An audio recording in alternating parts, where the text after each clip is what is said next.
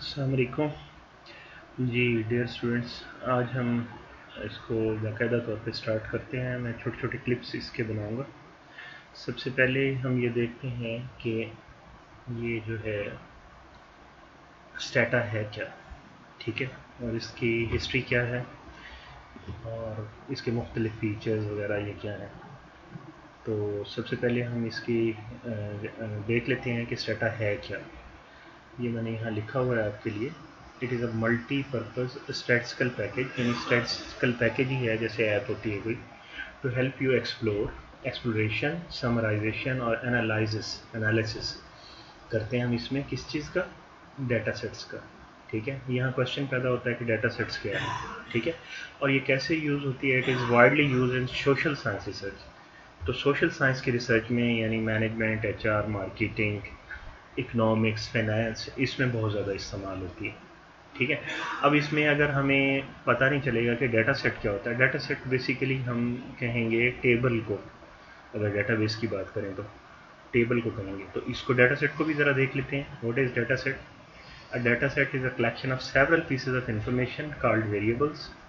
तो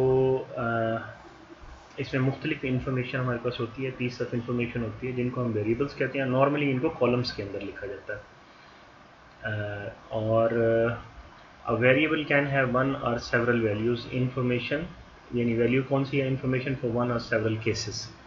जैसे for example अगर हम डाटा लेते हैं एक्सेल के अंदर, आप में से कुछ लोगों ने एक्सेल यूज़ किया होगा, बल्कि मोस्टली लोगों ने यूज़ किया होगा।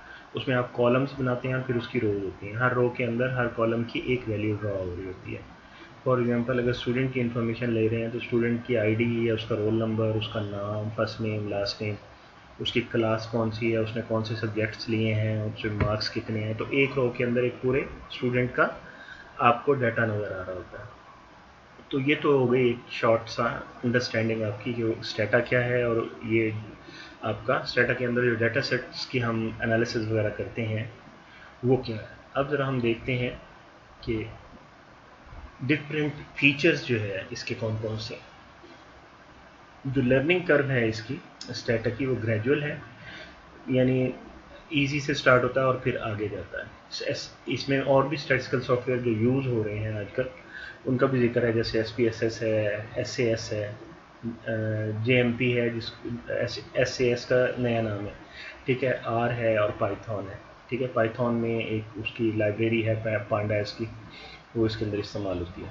तो लर्निंग कर्व जो है SPSS का, स्टेटा का और ये JMP का और पाइथन का, नहीं सॉरी, इन तीनों का, SPSS, सेटा और JMP का, ये ग्रेजुअल है, यानी ये इजी से स्टार्ट करते हैं और मुश्किल पे जाते हैं। जबकि SAS जो है वो बहुत स्टीप है, या R जो है वो भी स्टीप है, जबकि पाइथन भी स्टीप है। ठीक है, और इसमें आप देखें यूज़र इंटरफेस, इसमें प्रोग्रामिंग भी है, पॉइंट एंड क्लिक भी है। हमने जैसे देखा था इसका मेन्यू वगैरह, उसमें मेन्यू भी है, टूल बार भी है, सारी चीज़ें हैं। SS के अंदर सिर्फ प्रोग्रामिंग होती है। हम बहरहाल स्टेटा के ऊपर फोकस कर रहे हैं। डाटा मैनिपुलेशन इसके अंदर स्ट्रॉन्ग है, ठीक है, और डाटा एनालिसिस वेरी स्ट्रॉन्ग है। मैनिपुलेशन यानी हम डाटा को थोड़ा बहुत चेंज करते हैं, डाटा मैनेजमेंट और उसको चेंज करने का जो तरीका है वो काफ़ी स्ट्रॉन्ग है इसके अंदर। ठीक है, डाटा एनालिसिस बहुत स्ट्रॉन्ग है इसका। ठीक है, और ग्राफिक्स भी वेरी गुड के अंदर आते हैं। ठीक है, आर के जो ग्राफिक्स हैं वो एक्सीलेंट है। ग्राफिक्स में जो है आर वो मेरे ख्याल में वो सबसे ज़्यादा बाहर जा रही है। और कॉस्ट के अंदर जो है आर जो है ओपन सोर्स है, ये पाइथन जो पैंडास है ये भी ओपन सोर्स है, यानी इसका कोई लाइसेंस नहीं है। जबकि SPSS, SAS और ये SS का पुराना और नया वर्जन जो है ये काफ़ी एक्सपेंसिव है, जबकि स्टेटा जो है ये अफोर्डेबल है। ठीक है, जबकि इसमें स्टूडेंट पैकेज भी मिलता है आपको। स्टूडेंट पैकेज तो खैर सबको मिलता है। SAS स्टूडेंट के लिए फ्री है, जो वर्जन 2014 है। स्टेटा का जो वर्जन अभी चल रहा है वो 2022 का वर्जन है, दैट इज़ स्टेटा 18। और अगर हम देखें कि स्टैटिस्टिकल एनालिसिस में सबसे पहले जो पैकेज आया था वो SPSS का आया था, that was release in 1968। SAS का जो आया था वो 1972 में आया था और स्टेटा का 1985 में आया था। और ये जो नया SAS है JMP ये 1989 में आया, R जबकि 1995 में आया। पाइथन जो कि आजकल बहुत फेमस है, हर तरह का काम इसके अंदर होता है, और डाटा एनालिसिस वगैरह भी हम इसके अंदर करते हैं। ये 2008 में है, सबसे एंड पे आया लेकिन बहुत ज़्यादा फेमस है। बहरहाल जो एनालिसिस के लिए जो है हम इसको अच्छा मानते हैं, ये बहुत अच्छी है। इसमें एनालिसिस स्ट्रॉन्ग है, इसमें वेरी स्ट्रॉन्ग है। देखें 1 2 3 4, 4 के अंदर वेरी स्ट्रॉन्ग है, 2 के अंदर स्ट्रॉन्ग है।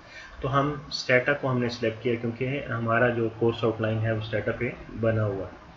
ठीक है, इसके बाद हम ज़रा इसके देखते हैं थोड़ी सी विंडोज़ को। जैसे हमने पहले बात किया था, ये जब हम स्टार्ट करते हैं तो इसकी विंडो समथिंग ऐसे नज़र आती है हमें, इस तरह से। ठीक है, ये नीचे जो यहाँ पे मेरा कर्सर है ये नज़र आती है। लेकिन जब आप खोलते हैं किसी भी काम शुरू करते हैं तो वो किस तरह से है, आउटपुट यहाँ पे आता है आपका। ये रिज़ल्ट स्क्रीन है जो सबसे बड़ी है, ये पेन पूरा ये रिज़ल्ट स्क्रीन है आपकी। ठीक है, यहाँ पे आप कमांड्स देते हैं, जो भी कमांड देते हैं यहाँ डॉट के साथ नज़र आती हैं आपको, और सारी कमांड्स यहाँ पे हिस्ट्री के अंदर नज़र आती रहती हैं। इसको रिव्यू विंडो या हिस्ट्री विंडो भी कहते हैं। ठीक है, अभी जो नया वर्जन है उसमें हिस्ट्री लिखा हुआ होता है। तो ये आपकी सारी कमांड्स यहाँ पे आती है, हिस्ट्री ऑफ कमांड्स यहाँ पे आ रही होती है। ठीक है, और यहाँ पे आप जो भी डाटा फाइल ओपन करेंगे, अगर डाटा फाइल ओपन नहीं करेंगे तो फिर तो ये आपको यही विंडो बड़ी हो जाती है यहाँ तक। ठीक है, और डाटा फाइल अगर ओपन की हुई है, आप डाटा पे काम कर रहे हैं, तो फिर ये यहाँ पे ये वेरिएबल की 2 विंडोज़ नज़र आती हैं। एक विंडो आपकी नज़र आती है वेरिएबल के नाम और उनके लेबल्स, उनको कैसे लेबल किया हुआ है, और फिर जिस वेरिएबल को आपने सेलेक्ट किया होता है उसी की प्रॉपर्टीज़ नज़र आती हैं नीचे। ठीक है, property of each variable is here. तो यहाँ ये वेरिएबल की विंडो हो गई, ये वाला पेन।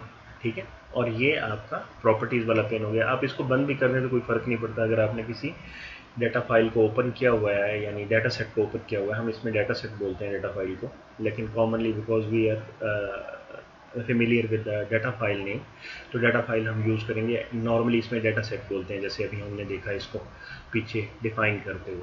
और नीचे बिल्कुल जो है ये जो है ये स्टेटस बार है। स्टेटस बार में यहाँ पे देखें तो ये आपको क्या नज़र आ रहा है, यहाँ पे यहाँ एच ड्राइव नज़र आ रही है, H:\,